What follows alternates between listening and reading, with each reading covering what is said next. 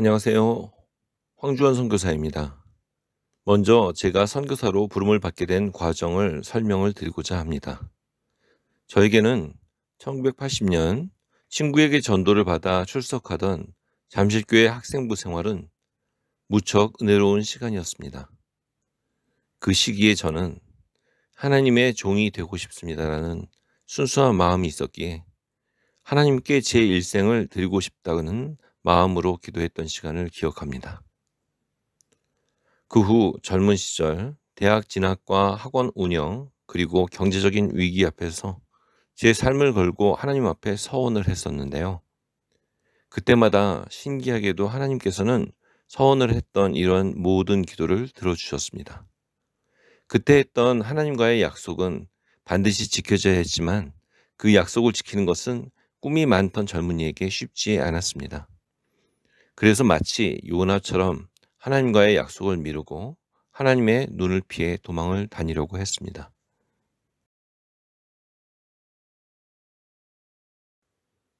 그 후 저는 하나님과의 약속을 지켜야 하는 시간을 계속 미루다가 세상적인 유혹과 죄에 빠져서 점점 하나님과 멀어지게 되었습니다.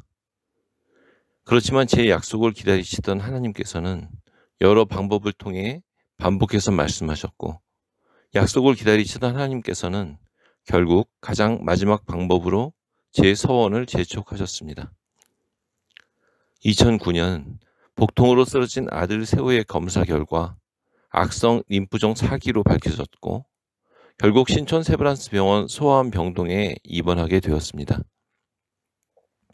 그 후 2년이 넘는 투병과 치료에도 점점 증세는 나빠져만 갔고, 병실의 모든 아이들은 모두 죽어서 병실을 나갔습니다. 당시 15세였던 아들의 죽음을 앞두고 있던 저는 다시 한번 하나님 앞에서 서원 기도를 할 수밖에 없었습니다. 그래서 매일 제 목숨을 드리겠습니다. 제 아들 세호는 살려주세요. 라고 기도했습니다. 그 후 친구 한 분이 단기 선교를 권하셨습니다.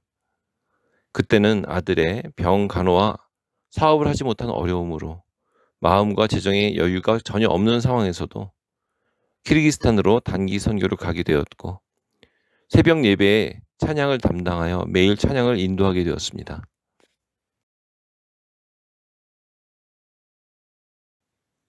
매일 찬양곡을 준비했지만 하나님께서 부어주신 회개의 마음 때문에 단 한 곡의 찬양도 부르지 못했습니다.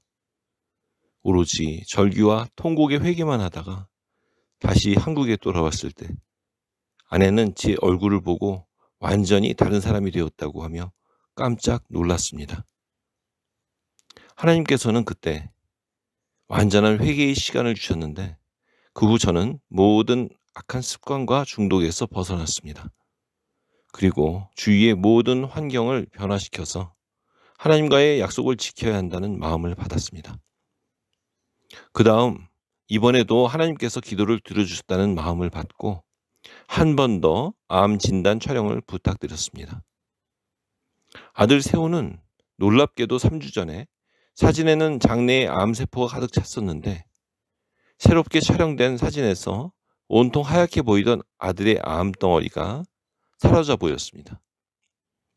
의사 선생님의 소견은 암이 완전히 치유됐다는 판정이었습니다. 할렐루야. 그 후 아들의 투병 기간 동안 반 이상이 은행에 빚이 되어버린 오피스텔이 팔리기를 기도했는데, 선교사로 파송 예정일 일주일을 남겨놓고 모든 것을 정리하신 하나님을 보았고 순종하는 마음으로 중앙아시아에 오게 되었습니다. 그 후 별다른 훈련도 없이 2011년 선교지에 오게 된 저와 가족들은 바로 준비되지 않은 어려움을 만났습니다. 그 후 키르기스탄에서 생활은 정말 힘든 시간이었습니다. 언어에 막히고 문화에 막히고 너무나 다른 환경 때문에 힘들었던 1년 동안 거의 날마다 제 목숨을 빨리 거둬달라고 기도하곤 했습니다.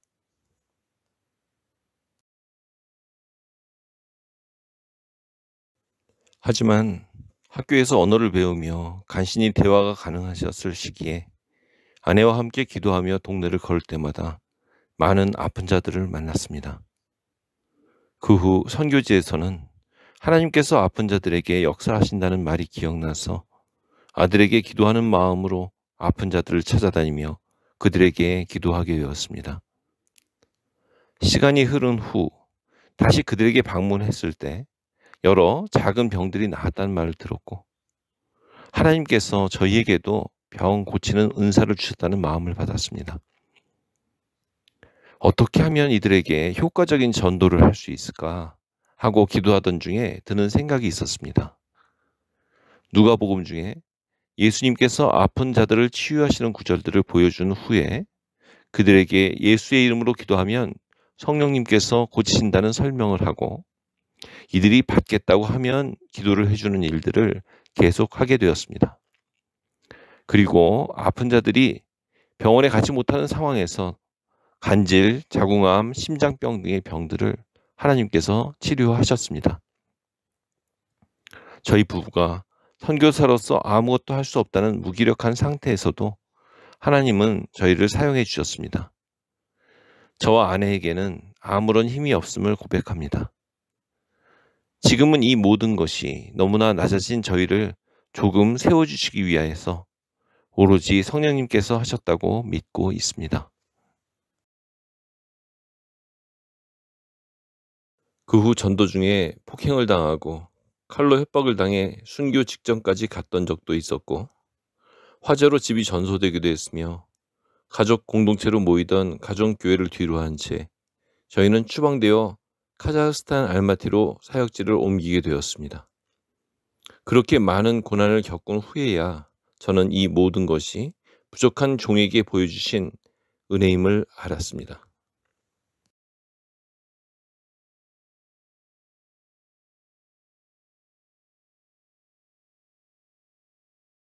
1937년 8월 21일 소련 인민위원회와 공산당은 극동지방 국경 부근 구역에서 조선인 거주민을 이주시키는 문제에 관하여라는 명령을 발표했다. 연해주에 거주하는 조선인을 모두 연내에 중앙아시아로 이주시키라는 내용이었다. 일본인 정보원 침투를 막기 위해서다. 일본인과 조선인이 구분이 안 된다는 것이다. 고려인들은 아무것도 몰랐다. 다른 지방으로 이주해야 하니 여러 날 먹을 식량과 옷, 농기구를 챙겨 사흘 뒤 기차역에서 집합하라는 통고만 받았다. 소련 지도자 스탈린은 연해주 카레이치를 잠재적 일본 첩자로 여겼다. 그때는 일제가 중일 전쟁을 일으켜 긴장이 고조된 시기였다.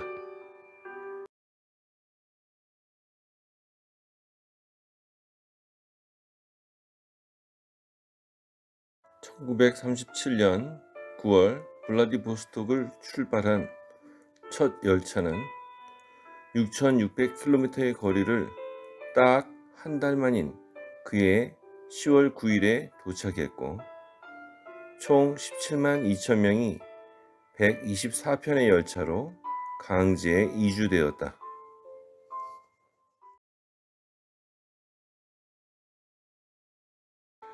열차가 부족했기에 화물 열차를 개조해 투입했다. 가축을 운반하던 화물차는 비위생적이고 고약한 냄새가 났다. 열차뿐 아니라 승차한 사람도 가축이 됐다. 추위와 굶주림에 시달렸다. 식량 배급이 잘 안 됐다. 잠시 정차하면 식량과 물을 구하러 뛰어다녔다. 불결한 환경 탓에 알 수 없는 전염병이 퍼졌다.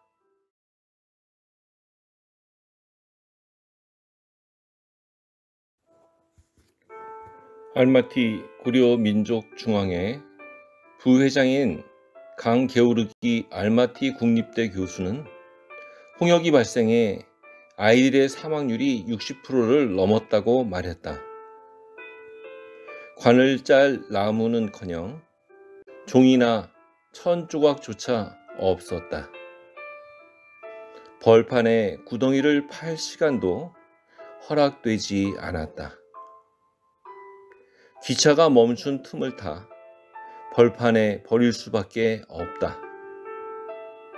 어떤 짐승이 달려들지 모른다는 생각에 가족들은 통곡했다.